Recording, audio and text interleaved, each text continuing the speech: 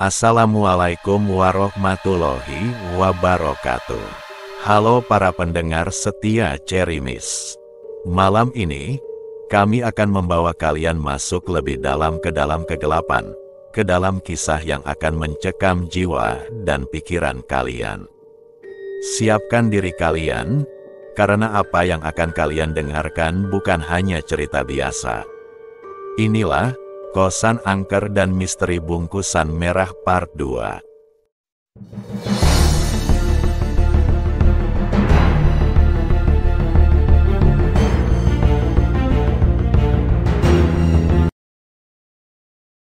Malam itu, Randy tidak bisa memejamkan matanya. Di kamar kosnya yang sempit, suara detak jam terasa semakin keras, seolah ikut menambah beban di pikirannya. Udara malam terasa dingin, namun keringat terus mengalir di dahinya. Tangannya masih memegang erat bungkusan kecil yang dibalut kain merah itu. Setiap kali ia hendak meletakkannya, ada dorongan kuat dari dalam dirinya untuk tidak melepaskannya, seperti ada kekuatan tak kasat mata yang menahannya. Jam menunjukkan pukul 2 dini hari. Suasana semakin hening, kecuali suara ranting pohon besar di depan kosan yang sesekali terdengar berderak tertiup angin. Tiba-tiba, telinganya menangkap suara aneh, seperti desisan halus yang berasal dari arah jendela. Randy menoleh perlahan, pandangannya terpaku pada bayangan gelap di luar jendela.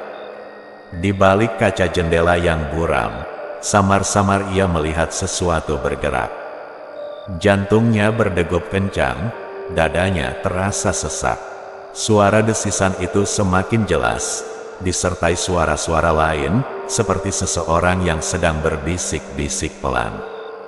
Namun tidak jelas apa yang dibicarakan.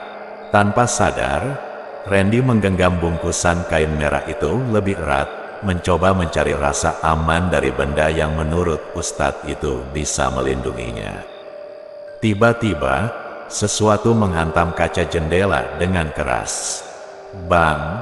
Suara itu membuat Randy terlonjak, seketika keringat dingin membasahi tubuhnya. Ia melangkah mundur, matanya tidak bisa lepas dari jendela. Di sana, di balik kaca yang kini berembun, sebuah wajah pucat muncul perlahan, seolah-olah merayap keluar dari kegelapan malam.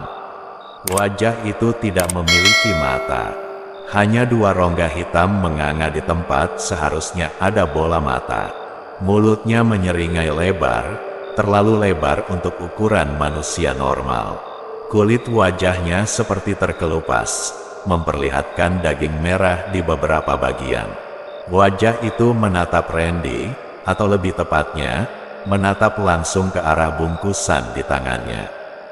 Randy panik. Nafasnya memburuk, tetapi tubuhnya seolah terpaku di tempat. Bayangan itu bergerak lebih dekat ke jendela, menempelkan wajahnya hingga kaca bergetar. Dengan tangan gemetar, Randy mencoba mengingat kata-kata Ustadz itu. Jangan pernah lepas dari benda ini. Ia menggenggam bungkusan itu erat, sambil merapal doa yang pernah diajarkan Ustadz kepadanya. Wajah tanpa mata itu kini seolah berusaha masuk, mengeluarkan suara aneh, seperti seseorang yang merintih dalam kesakitan. Randy terduduk lemas, jantungnya berdebar kencang. Wajah itu menghilang, tapi ia tahu, ini belum selesai. Kejadian ini hanyalah permulaan, dan ada sesuatu yang jauh lebih besar dan menyeramkan di balik semua ini. Randy masih terduduk di lantai, jantungnya berdegup begitu kencang seakan bisa terdengar di seluruh ruangan. Wajah tanpa mata itu sudah hilang dari jendela, tetapi rasa takut masih menggigit tulangnya, membuatnya tak berani bergerak. Namun, keheningan yang datang setelahnya justru terasa lebih mencekam, seolah menandakan sesuatu yang lebih buruk sedang mengintainya. Ruangan kamarnya terasa semakin dingin, jauh lebih dingin daripada sebelumnya. Randy menggigil, tetapi bukan karena suhu udara. Ada kehadiran lain di sana, sesuatu yang tak terlihat, tetapi ia bisa merasakannya. Suara bisikan aneh yang tadi terdengar dari luar jendela kini mulai terdengar di dalam kamar, berputar-putar di sekitarnya. Randy memaksakan dirinya untuk bangkit. Lututnya gemetar saat ia berdiri. Ia menatap jendela, memastikan wajah mengerikan itu benar-benar sudah menghilang. Tapi sebelum dia bisa merasa lega, suara langkah kaki pelan terdengar di balik pintu kamar. Langkah-langkah itu berat dan lambat, mendekat dengan ritme yang menekan, semakin jelas seiring waktu berlalu. Tok, tok, tok. Randy menahan napas, berharap itu hanya imajinasinya. Namun suara itu semakin dekat, dan akhirnya berhenti tepat di depan pintu kamarnya. Dalam keheningan yang mendadak itu, ada jeda singkat. Lalu, pintu kamar berderit pelan, seolah ada yang menggerakkannya dari luar. Randy mematung, matanya membelalak, berharap pintu itu tetap tertutup. Namun pintu terus terbuka sedikit demi sedikit, memperlihatkan celah kecil ke lorong yang gelap. Di sana, di balik pintu yang hanya terbuka sedikit, ada sesuatu yang berdiri, sesosok tubuh tinggi dengan punggung yang bungkuk, mengenakan pakaian putih lusuh seperti kain kafan yang sudah kotor dan robek di sana-sini. Sosok itu diam, tetapi Randy bisa merasakan mata yang tak terlihat mengawasinya dari dalam kegelapan. Tiba-tiba, sosok itu bergerak. Tubuhnya merayap ke dalam kamar dengan gerakan kaku dan patah-patah, seperti boneka rusak yang ditarik paksa.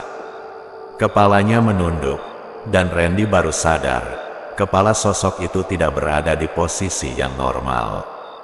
Lehernya terpuntir, membuat wajahnya menghadap ke belakang, menampilkan senyuman menyeramkan yang melintir hingga ke pipi. Randy ingin berteriak, tetapi suaranya tertahan di tenggorokan. Ia merasa lumpuh, tidak bisa bergerak, tidak bisa bernapas dengan benar. Sosok itu semakin mendekat, dan ketika jaraknya hanya beberapa langkah dari Randy, sesuatu yang lebih mengerikan terjadi. Leher sosok itu mulai berderak, perlahan memutar kembali ke posisi yang benar. Suara tulang patah terdengar nyaring di ruangan yang sunyi. Setelah kepalanya kembali ke posisi normal, matanya yang kosong menatap lurus ke arah Randy. Mulutnya terbuka, mengeluarkan suara seperti desis ular. Dengan tangan yang gemetar, Randy menggenggam erat bungkusan kain merah yang masih ia pegang sejak tadi. Dalam ketakutan yang semakin menyesakkan, Randy mulai merapal doa, berharap ini bisa mengusir sosok menyeramkan itu. Namun, bukannya pergi, sosok itu malah mendekat lebih cepat. Randy mundur ke sudut kamar, memeluk bungkusan itu seperti tameng. "Tolong, jangan dekati aku," pikirnya, meski ia tahu tak ada yang bisa mendengarnya. Sosok itu kini hanya beberapa inci dari Randy. Dari jarak sedekat ini, ia bisa mencium bau busuk yang menguar dari tubuhnya, campuran bau tanah basah dan daging membusuk. Saat sosok itu mendekatkan wajahnya yang menyeramkan ke wajah Randy, sesuatu yang tak terduga terjadi. Bungkusan merah di tangan Randy bergetar, memancarkan cahaya aneh yang samar. Sosok itu terhenti, wajahnya seperti menunjukkan ekspresi ketakutan untuk pertama kalinya. Lalu, seolah ditarik oleh kekuatan yang tak terlihat, sosok itu mundur perlahan, menghilang kembali ke dalam kegelapan. Randy terengah-engah, hampir tak percaya bahwa sosok itu telah pergi. Namun ia tahu, ini belum berakhir. Ada sesuatu yang tersembunyi di balik bungkusan merah itu, sesuatu yang memiliki kekuatan besar. Dan malam ini, ia baru saja menyaksikan sekelumit dari kekuatan itu. Misteri di balik bungkusan merah ini semakin dalam, dan ia harus segera menemukan jawabannya, sebelum teror ini kembali dan menghancurkannya sepenuhnya. Esok harinya, Randy memutuskan untuk kembali menemui Ustadz yang telah memberinya bungkusan merah misterius itu. Begitu tiba di rumah Ustadz, ia disambut dengan ramah. Wajah Ustadz tampak tenang, meski jelas ia bisa merasakan bahwa Randy membawa beban berat di pundaknya. Setelah duduk dan menyeruput teh hangat yang disediakan, Randy mulai menceritakan kejadian malam sebelumnya, dari suara desisan di jendela hingga munculnya sosok Sos yang mengerikan. Ustadz mendengarkan dengan penuh perhatian, sesekali mengangguk seolah sudah menduga apa yang terjadi. Setelah Randy menyelesaikan ceritanya, Ustadz itu menarik napas dalam, lalu berkata dengan nada lembut namun tegas, "Jadi, rumah kosan tempat kamu tinggal itu memang bukan tempat biasa. Itu adalah kosan khusus mahasiswa sejak lama, dan ada sejarah kelam yang tersimpan di sana." Pada tahun 1998, saat terjadi tragedi besar di negeri ini, beberapa mahasiswa yang tinggal di sana mengalami luka-luka dan sebagian meninggal dunia. Randy terdiam. Kata-kata Ustadz itu seolah menambah beban di hatinya, memperjelas firasat buruk yang sudah lama ia rasakan tentang tempat itu. Ustadz melanjutkan, "Di bawah pohon besar di depan kosanmu, terdapat beberapa kuburan mahasiswa yang meninggal akibat tragedi itu. Pohon itu menjadi saksi bisu, dan itulah sebabnya pohon itu terasa angker dan menyeramkan. Terutama bagi penghuni baru seperti kamu. Bukan sekali dua kali penghuni baru mengalami hal-hal yang sama seperti yang kamu alami." Randy merasa bulu kuduknya meremang. Pohon besar yang selama ini ia anggap hanya sebagai pohon tua ternyata menyimpan rahasia kelam. Ia pun mengalihkan pandangannya ke bungkusan merah yang masih digenggamnya erat. Dan bungkusan merah ini, lanjut Ustadz itu, adalah semacam pelindung. Benda ini memang khusus untuk mereka yang tinggal di sana, agar terhindar dari gangguan yang mungkin datang dari penghuni tak kasat mata di sekitar tempat itu. Buka bungkusan itu, dan lihat isinya. Dengan tangan gemetar, Randy mulai membuka simpul kain merah yang membungkus benda tersebut. Perlahan-lahan, bungkusan itu terbuka, memperlihatkan kain putih yang membungkus beberapa benda di dalamnya. Ada daun kering, beberapa butir rempah-rempah, serpihan kulit pohon gaharu, dan selembar kertas yang berisi tulisan ayat suci.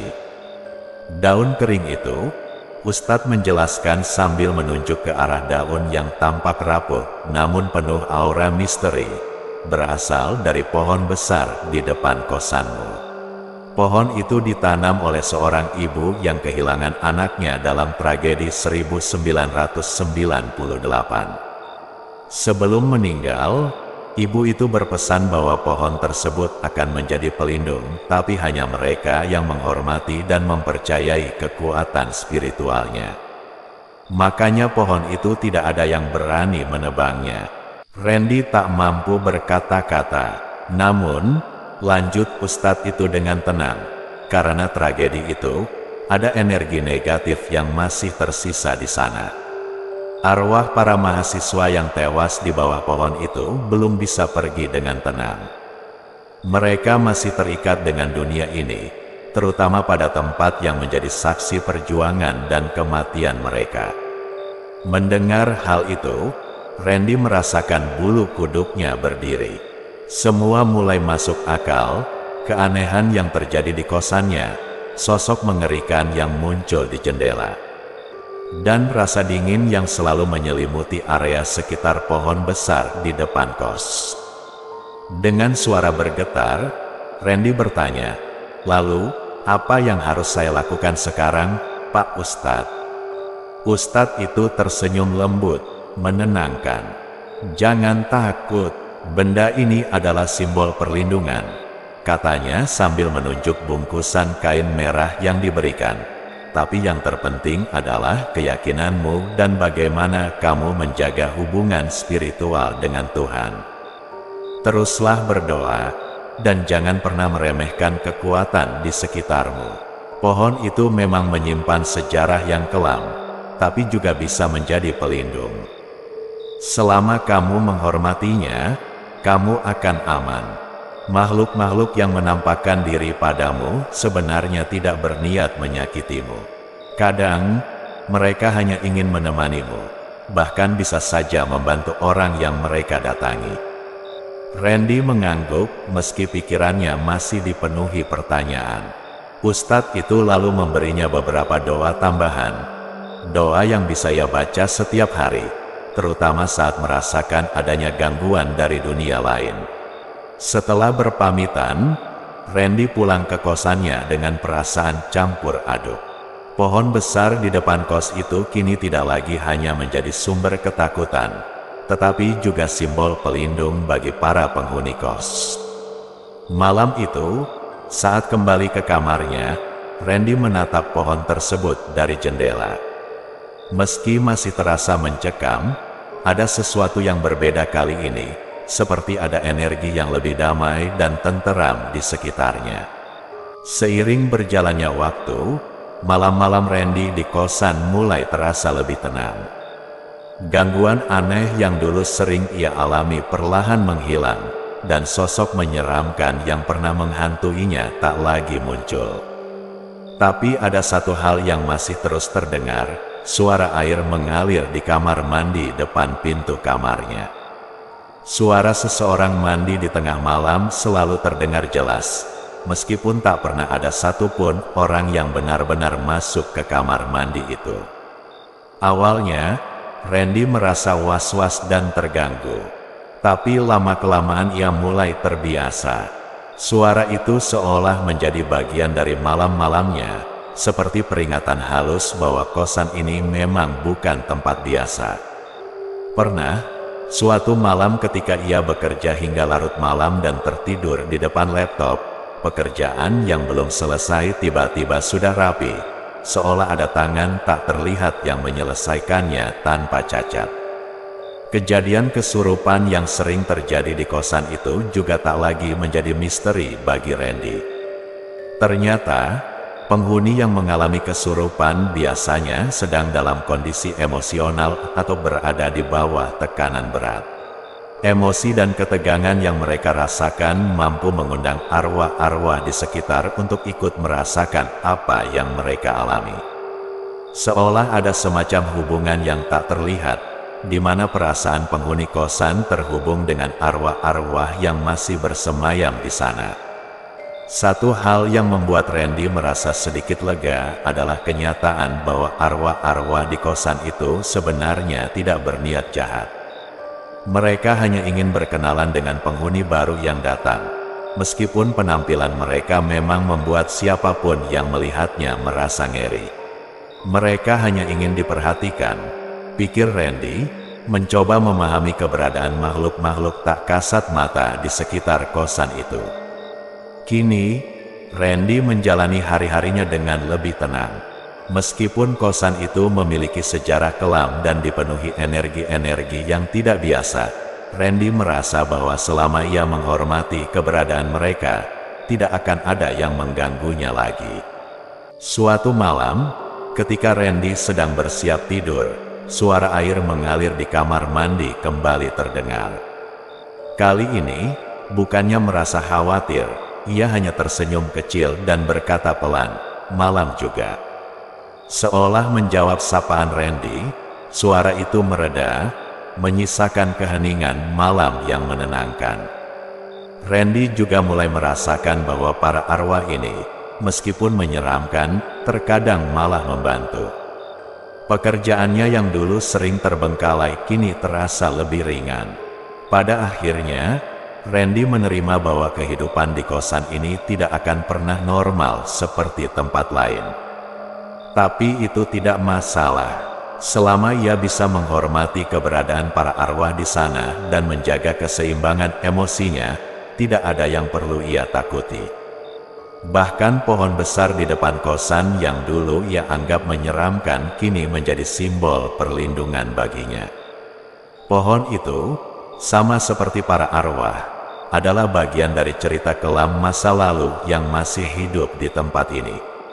Dengan doa-doa yang diajarkan oleh Ustadz dan bungkusan merah yang selalu ia bawa, Randy merasa lebih kuat.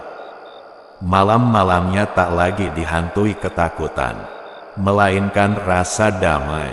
Meskipun ada energi yang masih tersisa dari peristiwa masa lalu, Randy tahu bahwa selama ia menjaga hubungannya dengan Tuhan dan dengan makhluk-makhluk di sekitarnya, semuanya akan baik-baik saja. Akhirnya, kosan yang dulu terasa begitu menyeramkan, kini menjadi tempat yang penuh dengan pelajaran bagi Randy. Bukan hanya tentang kehidupan, tetapi juga tentang bagaimana menghadapi hal-hal yang tidak terlihat dengan keberanian dan rasa hormat. Malam itu, ia tidur dengan tenang, tidak lagi terganggu oleh suara air atau bayangan di jendela. Kini, ia merasa telah benar-benar berdamai dengan semua yang ada di kosan itu. Terima kasih telah mendengarkan Kosan Angker dan Misteri Bungkusan Merah Part 2 bersama Cherry Miss. Ingatlah, malam tidak pernah benar-benar sepi, selalu ada sesuatu yang mengintai. Tetap bersama kami di Cherry Miss, karena masih banyak teror yang menunggu.